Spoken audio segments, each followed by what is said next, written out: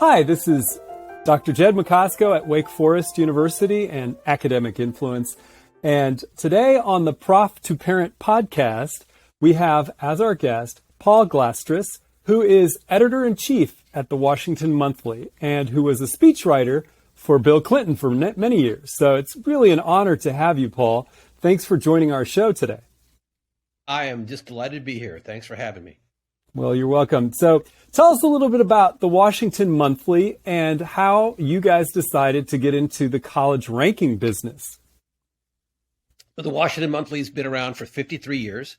I started there as an intern probably 40 years ago and wound up through a circuitous route becoming the editor-in-chief a little over 20 years ago. And in between, I spent 10 years at U.S. News and World Report. And I didn't really work on the college part of it at all. I was more of a correspondent. But in 1998, actually 96, Jim Fallows, the legendary journalist at The Atlantic, took over as editor of U.S. News. And, you know, in some deliberations about the future of the magazine, it sort of came up that the rankings, which at that time were bringing in a river of revenue to the magazine, were also kind of looked, you know, it raised some eyebrows, the metrics did, within the organization and outside of it. So Jim decided to reach out to the National Opinion Research Center at the University of Chicago to do an internal report on the metrics. And the report came back saying that the weighting and mixing of the different data sets in the ranking had no theoretical or evidentiary basis whatsoever. It was quite devastating. It was soon after that the owner of U.S. News fired Jim Fallows. What the connection was to, you know, criticizing the number one revenue source of the magazine, we don't know. But right after that, I left myself. Went to the White House. As you said, I was writing speeches for a couple of years for President Clinton. Then when the founder of the Washington Monthly, Charlie Peters, retired, I took over. And, in the intervening months, the Monthly somehow got a hold of that National Opinion Research Center report and wrote a pretty devastating takedown of U.S. News and its metrics. And when I got there, I continued that tradition. And then in 2005, after having kind of done our part to raise awareness of the problems of U.S. News, we said, well, we ought to be part of the solution. And so we created an alternative to U.S. News. Mm-hmm. And the key is our metrics look very different from their metrics. Completely different. And so U.S. News was basically crafted their rankings. The editors, I know, they were friends of mine, and they were open about this. They wanted a ranking that made sense to them. They had all gone to Ivy League schools. It was obvious to them that the best schools were the Ivy League schools. And so they crafted numbers to get them the result that made sense to them. And that basically was a system that said it judged excellence, defined excellence as a school that is exclusive, right? Doesn't let everybody in. In fact, lets almost nobody in. That is wealthy. That is, they get lots of money. They spend lots of money. Their alumni make a lot of money and give a lot of money back. And that is prestigious. Other universities think that college is an excellent college. And so they defined they created these metrics to get them that result. We created metrics for a completely different purpose. Ours are based on what we think taxpayers would like to see their universities do, right? Taxpayers pump in hundreds of billions of dollars a year in the higher education system, not just to public school, state universities, but private ones as well. Through grants, through student aid. What is it, we asked ourselves, do taxpayers rightly want their universities to do? And we came up with basically 3 buckets of things. The first thing I think most Americans would agree they want universities to do is to be engines of upward mobility. Mm-hmm.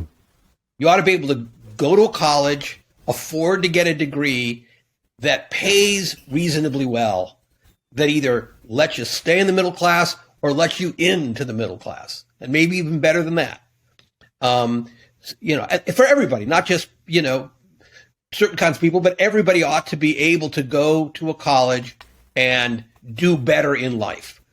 Number 2, we think voters want universities to be engines of scholarship and scholars, to create the new ideas and the new technologies that power economic growth, that enhance science, human flourishing.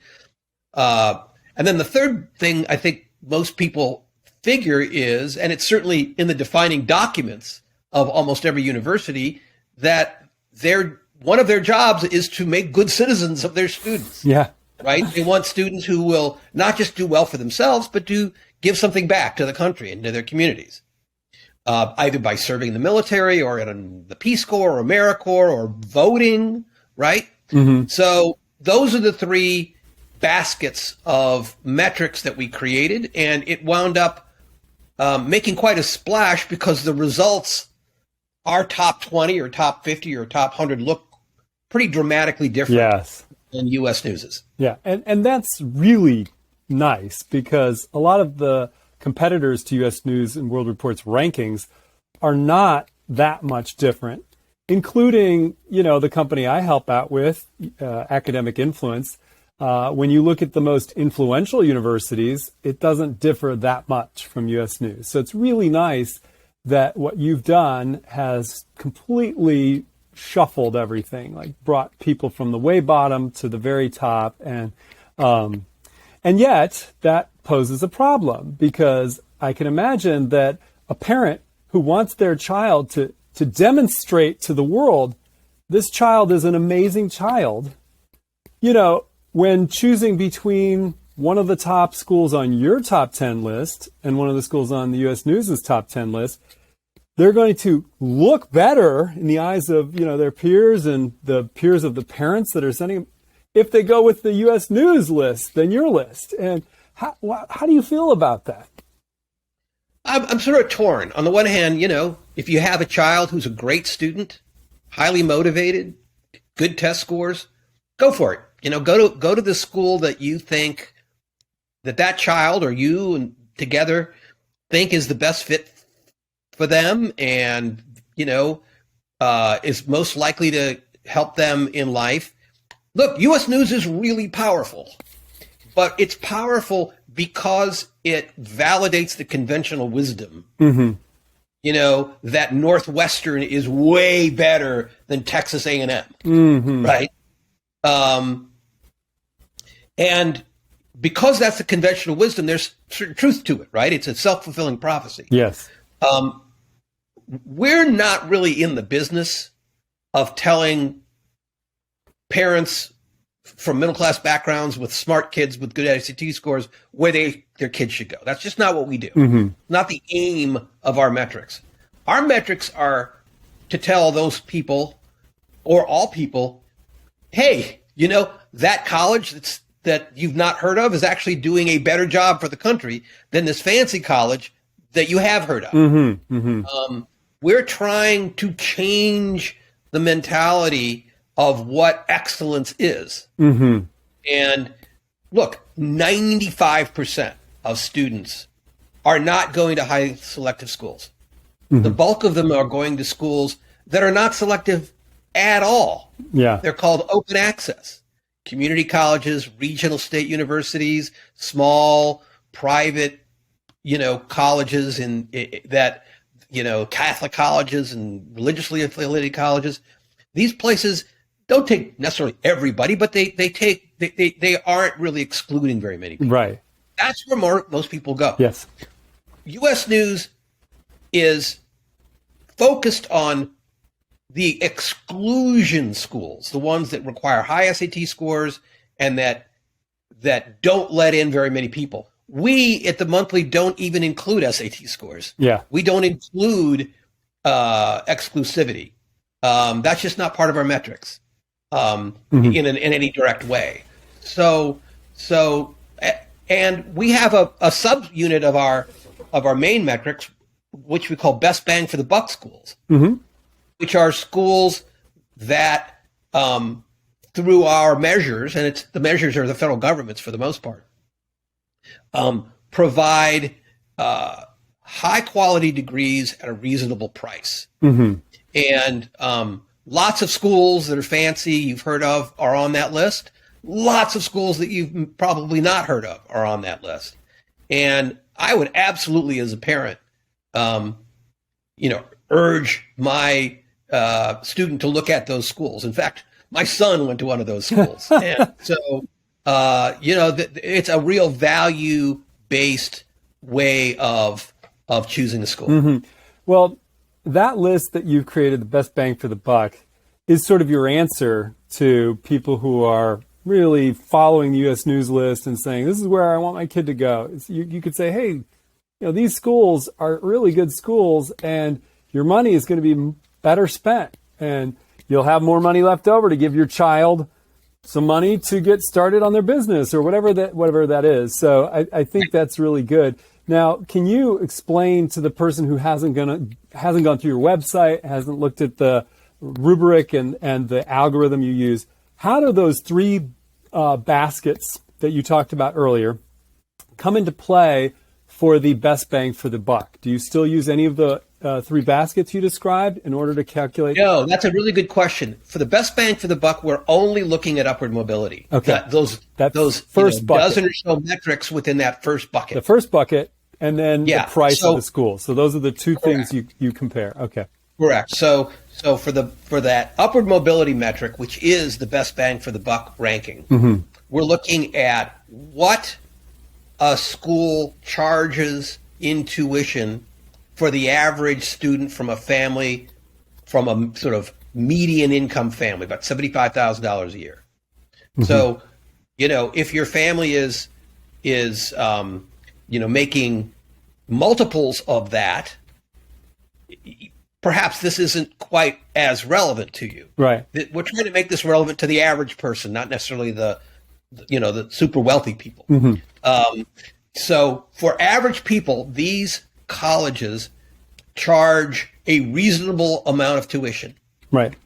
When the students and they let in people who aren't wealthy. Yeah. We measure that by the percentage of the students who are on Pell Grants. Yes.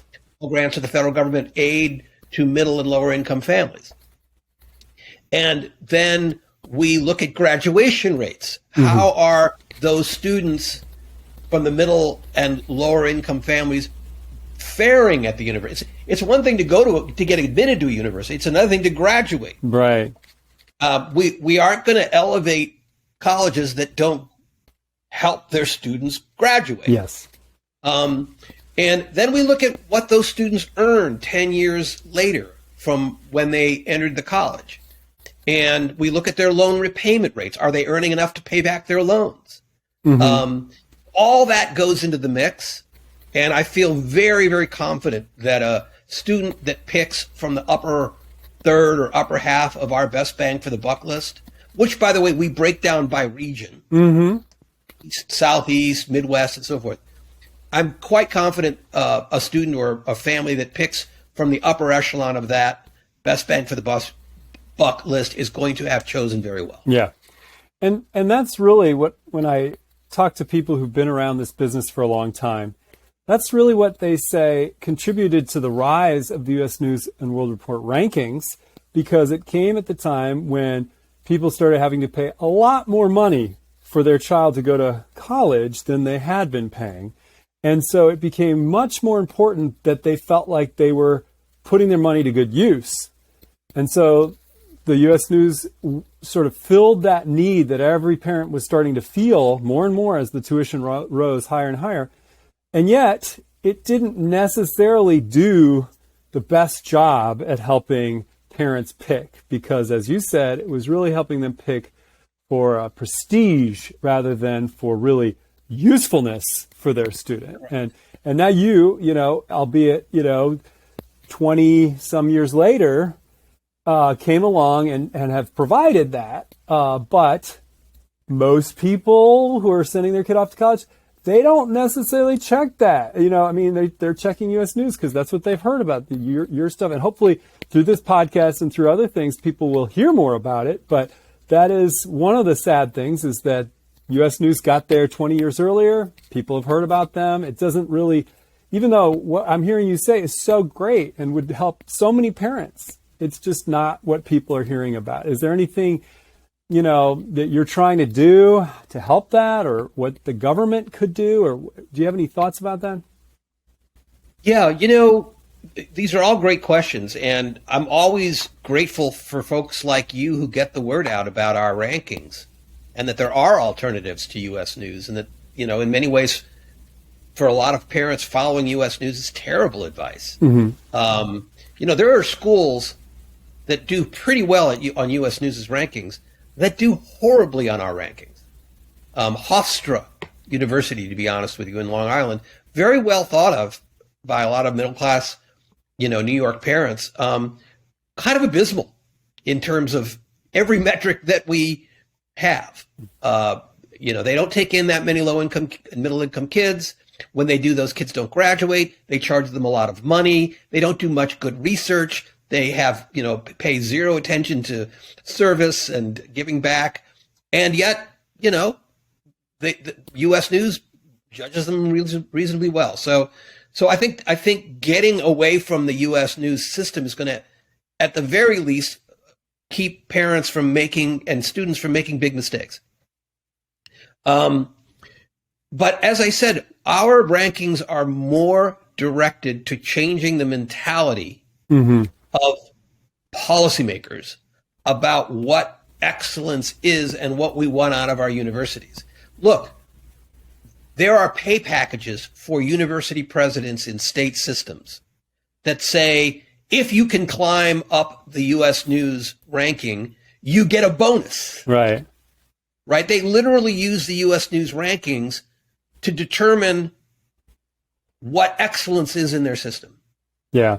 What we would like to do is replace U.S. News as the measure of what excellence is in university systems. We want the chancellors, the board members of universities, we want the faculty, the administrators to be competing to do well on our rankings. Because if they do that, I honestly believe America will benefit. Yes. Whereas if they compete to do well on U.S. News's rankings, I think it hurts the country. Mm-hmm. Why? Because the U.S., we all know that the university system is under a lot of pressure right now. A lot of political pressure, a lot of cultural pressure. That comes from the not unreasonable sense that the class divisions and the racial divisions in this country have been made worse by higher education. People in higher education can't believe it. They don't want to believe it. But a lot of people in the country do believe it. And it is to some extent true. When the upper middle class uses the university system to perpetuate its dominance, rather than using the university system to spread opportunity, what you get are the class and racial divisions that we have now. Yes. And I think U.S. News has been part of the problem. And we want to shift. We think it's extremely important for the country to get universities and the legislatures and members of Congress who control their budgets to recognize the problem and make some dramatic changes for the better. Yeah, this is not an easy thing to get people to understand. This is like trying to convince people, hey, don't worry about your college's football team record.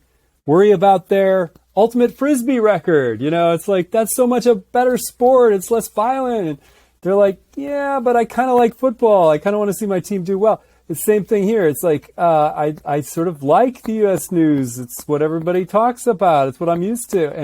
And yet it is, as you said, it's a damaging thing. And people don't really see it like that. It's not the way that people see, for example, producing all kinds of pollution and plastics that are just thrown away and end up in the ocean. Now we're starting to see, well, we got to make things more recyclable. We got to make things, biodegradable. And that's happening, but it hasn't happened yet in this area. People haven't gotten that sort of sense of, oh gosh, we shouldn't be doing this, And I think it's going to take time. It's going to take coordinated getting the ideas in front of people's minds, like we're doing right here on this podcast. But what else? What else are you doing? Washington Monthly, is that a platform where you can get these ideas spread? Are there other people you can coordinate with that can spread these ideas? Well, I think we've already made a lot of headway, to be honest. Okay, good. When we first started publishing our alternative rankings, we were alone in this. Mm-hmm. That is no longer the case. Good. There are other outfits, there are think tanks, there are a lot of people in government who agree with us. There are universities that are, in fact, basing their metrics of how they measure themselves around the same ideas that the Monthly's been writing about for 20 years. The Gates Foundation put out a big report, had a commission report that came to the same conclusions, and they carry a lot of weight. Look, last year in this Build Back Better bill that ultimately didn't pass, there was many billions of dollars to help colleges get those lower income struggling students to graduation. They called it a completion fund. There was money to provide for community colleges to make tuition essentially free for community colleges. There was a lot of that aligned with the changes we have been talking about. It didn't ultimately pass, but the fact that it got as far as it did, it to me is progress. That's true. I think there is growing recognition. Look, we have been calling for years. One of the big criticisms we have had in the early years of U.S. News is they measure inputs, not outcomes. Oh, the student had a good SAT score. Well, we don't know if you learned anything in the school. Mm-hmm. You spent a lot of money, but is the student earning a lot of money? Mm-hmm. Well, under the Obama administration, they created something called the college scorecard. Yes. Which does measure earnings of students who attend the college. And I think the Washington Monthly had something to do, and I know they did. They've told us that. Oh, good. With that focus, with extracting that data from the federal agencies. So that has helped transform rankings. U.S. News uses that data now. So we've made progress, but there's a long way to go. Yeah, a long way. We are the ultimate frisbee against the football team. We'll use that analogy if you don't mind. Oh, go ahead. Probably won't credit you, Ben. Oh, well, feel free. I was going to say, if you had one wish to go with, would you wish for the top universities to all decide not to submit their information to U.S. News, boycott it, and say, we're just going to encourage everybody to look at the Washington Monthly's rankings, and we're going to really gear our focus on their metrics? Or would you say you would wish for the U.S. News to change their metrics? Which one would have a better effect or would be more possible? Like, what would we want here? Either would be better than the status quo. Yeah. I don't know. I mentioned the journalist Jim Fallows, who's continued to write quite brilliantly on this subject and has a great story in the upcoming issue in the new Washington Monthly. Jim's view of it, which I think is worth passing on to your listeners, is there is no one right way to look at colleges. And multiple rankings are better than a single ranking. Like I said, I wouldn't use the Washington Monthly's ranking as the sole criteria by which a parent or a student should choose a college. That's right. That's not what we do. I think we could be helpful, but that's not what we're aiming to do. There are a multiplicity of guides, a multiplicity of rankings, and I think that's a good thing. What I what I am upset about, what I think we should be concerned about, is the outsized influence of U.S. news. Okay. Legitimate to, their measure wouldn't be so damaging if it wasn't so powerful. Mm-hmm. It wasn't so popular. So what I'd really like is for them to stick around, but at about 1/10 the readership that they get now. Yeah.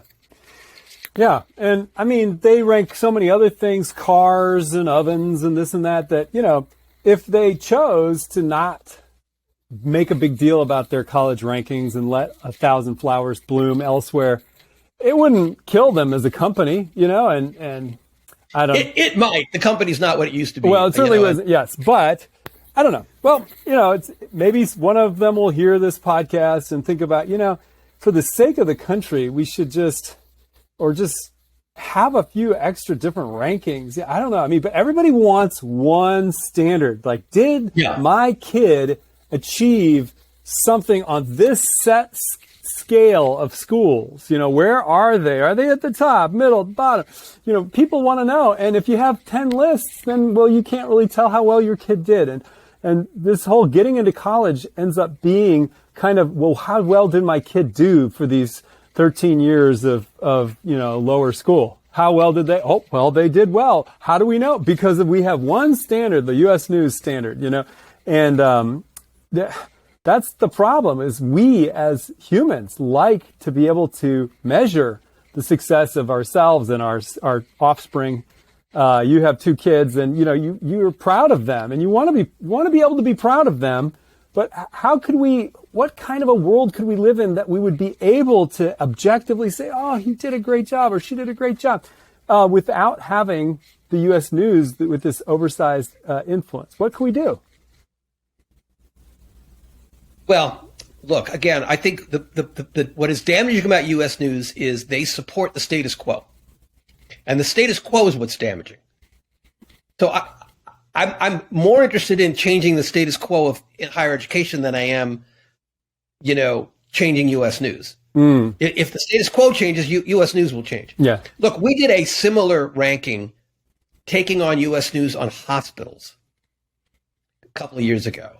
And we came up with a completely different ranking system. And, a lot of the top hospitals on the U.S. News rankings are the ones that hoarded supplies during COVID, wouldn't take, poor people. I mean, they're horrible, predatory, but famous and admired, hospitals. And a lot of the hospitals that did well on our rankings were these, big city safety net hospitals that do a terrific job with patients and treat all patients. Yeah. So, again, that's not going to change, Jed, whether you go to Mayo Clinic or not. Mm-hmm. But it changes how we think about what is a great hospital. Mm-hmm. And that's what look, most people don't use U.S. News. Most people go to whatever college their parents went to, or if their parents didn't go to college, whatever they can drive to, or take the metro to, take the subway to, or a bus. It's a rare parent that uses rankings, or student that uses rankings to choose a college. Mm-hmm. So we're debating what the elite do. Yeah. And I'm kind of sad, actually. I'm actually not interested in what the elite do. That's why I don't care if elite people read the Washington Monthly to choose their college. Yes.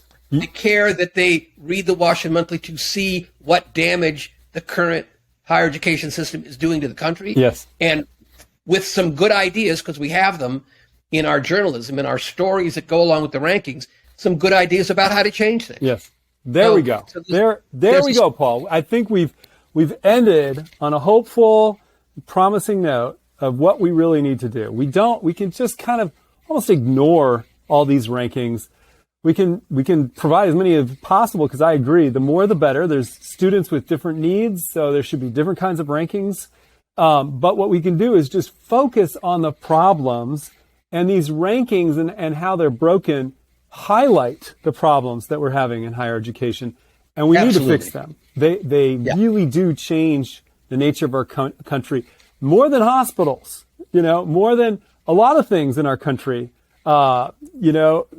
universities have been a driving force for how our country goes, if the universities are driving our country into more and more classism and racial divides, well, we got to fix the higher education system before it just keeps pushing us that direction. And I think you're right. There are some great articles on the Washington Monthly about how to do that.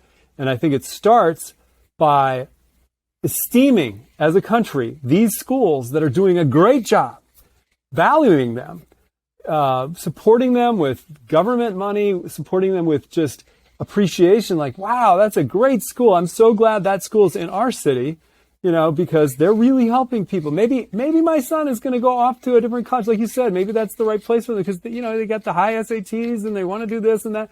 But as a parent, I can still be proud of this school and I can support this school and I can do what I can to bring about more resources and more funding for that school in my city and all the other cities around. So I think that's what it's going to take, a real appreciation for what those schools are doing, the ones that are at the top of your list. So thank you for making that list. Thank you for being editor-in-chief, guiding that list to be there, and the fruit that it has brought. You have just done a great job, and we are so honored to have you been on this podcast with us today. Yeah, thank you. Thank you so much. It's been a pleasure. You've asked all the right questions. And I have had a great time being on. So wonderful.